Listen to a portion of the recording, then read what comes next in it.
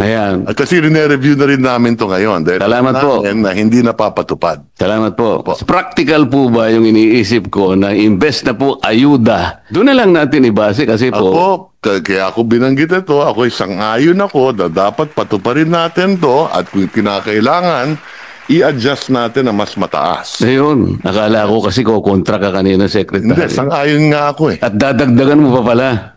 Ayan, yung AX, DSWD, and so on and so forth. Correct. 194 billion pesos. Ngunit wala pong record.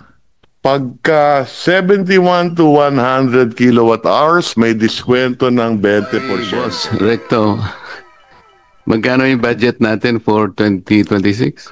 Roughly 6.7 trillion. Ano po yung projected revenue po natin? Roughly 5 trillion. That's why you said we are expecting a deficit of 1.6 trillion pesos for More or less. next Cash year. deficit. Cash, yes. Gas. Yes. And that will mean 133 billion per month, 4.4 billion per day Yes. na uutangin natin, That is correct. or 185 million pesos per hour. That is correct. Nakakatakot, di ba? Totoo po yun. Pero sabi mo kanina, wag tayong mag-alala kasi alam nyo, nasa ano pa naman ito eh. Manageable, sabi mo kanina. For as long as we grow faster than the debt, if the economy grows faster than the debt, then we outgrow the debt and we pay down the debt. That is the problem. Ang masama, if the debt is growing faster than the economy. Yun nga eh. Yes, sir. At ano na yung outstanding debt natin sa ngayon? Roughly 17 trillion. 17 trillion, what is the debt to GDP ratio? 61% because the economy is roughly 28 trillion. But that's one benchmark. There's another benchmark, yung general government debt. Doon naman, mga 57% lang tayo. At katulad nung nabanggit ko kanina sa presentation ko, meron naman tayong upgrade sa ating mga rating agencies dahil nakikita nila na the economy is still growing faster than the rate of our debt. Kasi Ang mahalaga, we reduce the deficit over time. Yung aking mga kaibigan na mga pessimists, sabi nila, alam mo, yung comfortable na ratio is 60%.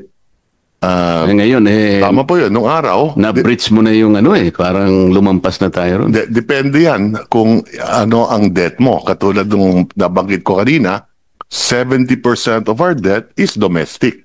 Hindi, 69% na sinabi mo kanina. 69, 70%. Roughly, Okay, 70%. Yes. Kasi tinatandaan ko lahat ng sinasabi mo. Tama po yan. Tama po yan. Ganito So, eh, 69% ang okay. domestic. Ang sabi mo kanina, pumaya pa tayo because, ang domestic natin ay 69%.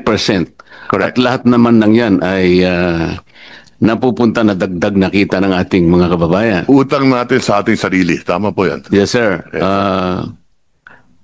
Ang problema, kamukha nung napapatunayan sa aming mga pagbubunggal nitong mga flood control,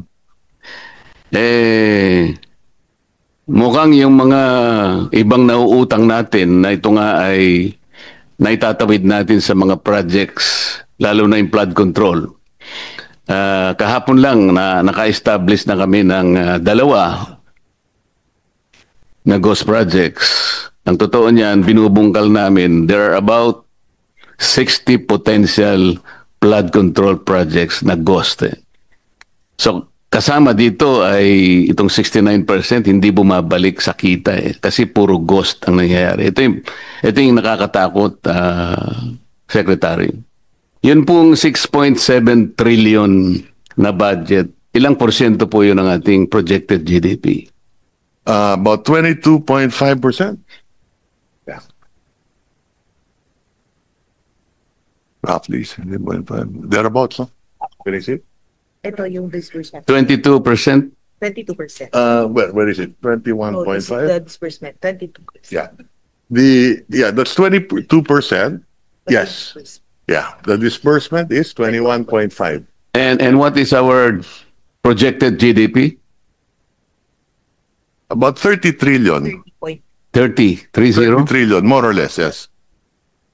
So we need to grow by how much in order to achieve this? If the deficit will grow by 5.5% this year and the economy grows by, in real terms, by 5.5%, then equal lang. If the But we need to overtake, That's correct. kasi dapat mas mabilis ang growth Correct. natin sa economy. Correct. So what should be the growth, ideally? halimbawa, correct. So today, we expect the economy nominally to grow roughly about 7.5% to 8%, nominally including inflation, and the debt will increase by about 5.5%. Another way of looking at it, halimbawa, if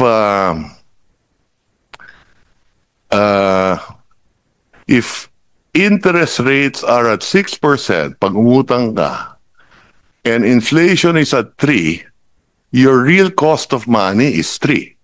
Yes. If the economy grows by 6%, panalo ka ng 3%. Kaya nga, yung 7.3 Yes. must be achieved na growth natin sa economy. Anything higher than the rate of debt, At the very least, 7.5.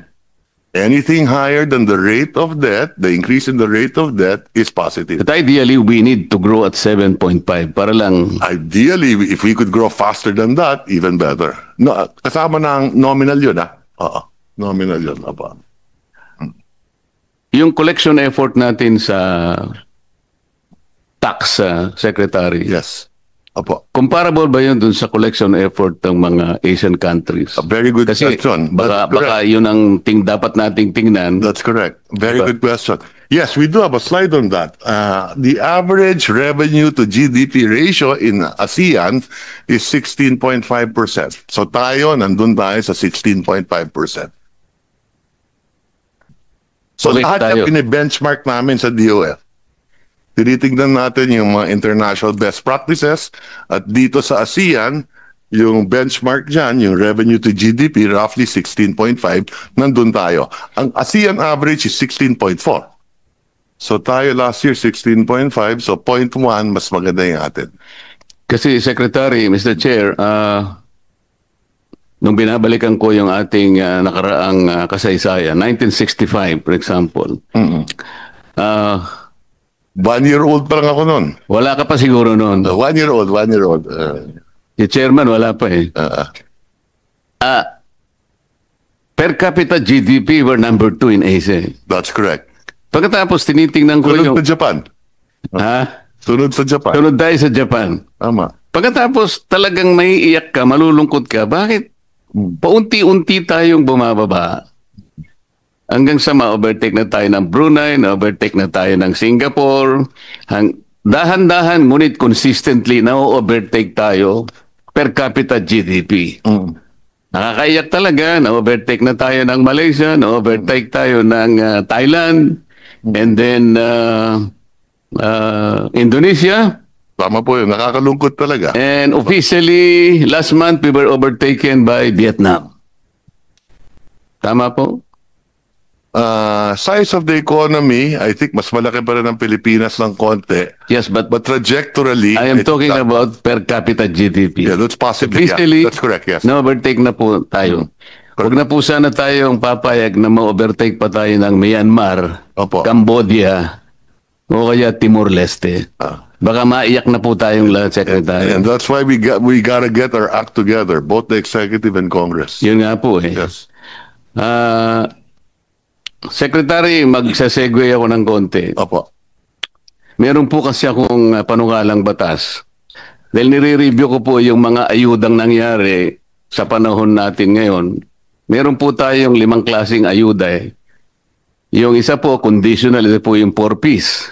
Yung iba po, walang guidelines, walang condition. Meron tayong MAIP, meron tayong AIX, meron tayong TUPAD, meron pang AKAP, yata mo. AKAP. Pagka po sinuma natin itong 5 ayuda na binibigay sa ating mga kababayang nasa panig ng Maralita, Secretary, Opo. correct me if I'm wrong kung nagkamali ako ng pag-compute, pero parang 194 billion pesos lahat eh. Tama po yan. Karamihan yan sa DSWD. Yes, sir. Pag sinama Ngayon po, mo pa yung MAIP, TUPAD, yung MAIP sa health yan, yung TUPAD, DOLE, Yes, yes. yung AIX, DSWD, and so on and so Correct, forth. correct. 194 billion pesos. Ngunit wala pong record kung ilan po yung nabibigyan. Kasi naghanap po ako, nagtatanong-tanong, talagang hindi ko po ma-ascertain. Kung talagang yung 5 ayuda na yon ay napunta dun sa talagang dapat kapuntahan. Yeah. Ang iniisip ko po kasi, yung pinakamahirap nating segment sa population, numbering about 5.5 million households, or about 25 million to 27 million poor Filipinos.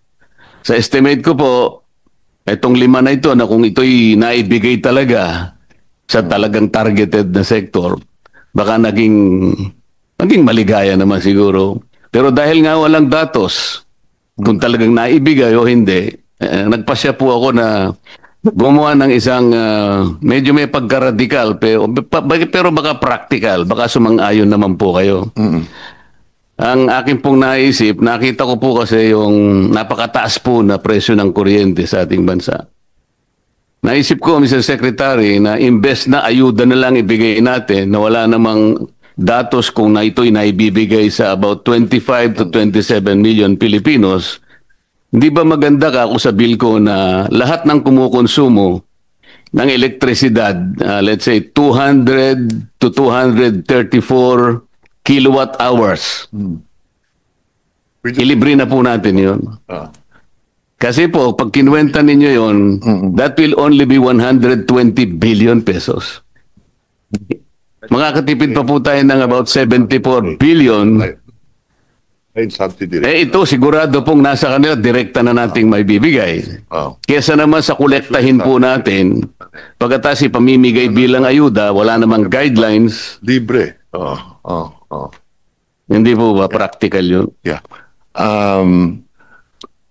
Ang pagkaalam ko, meron pong data ang DSWD kung ilan yung natutulungan ng 4Ps. Yung 4Ps po, walang masyadong problema doon. Correct. Sapagkat conditional po yun. Correct. At So, yan po merong guidelines. Correct. So, Pero pagka yung MAIP na po, yung AIX, yung TUPAD, lalo na po yung AKAP, talaga pong wala na yun. yung pagkaalam ko, may data yan, ang 4Ps, no? Ang pagkaalam ko, kung talagang titignan nila na mabuti, meron din data ang DSWD sa AIX.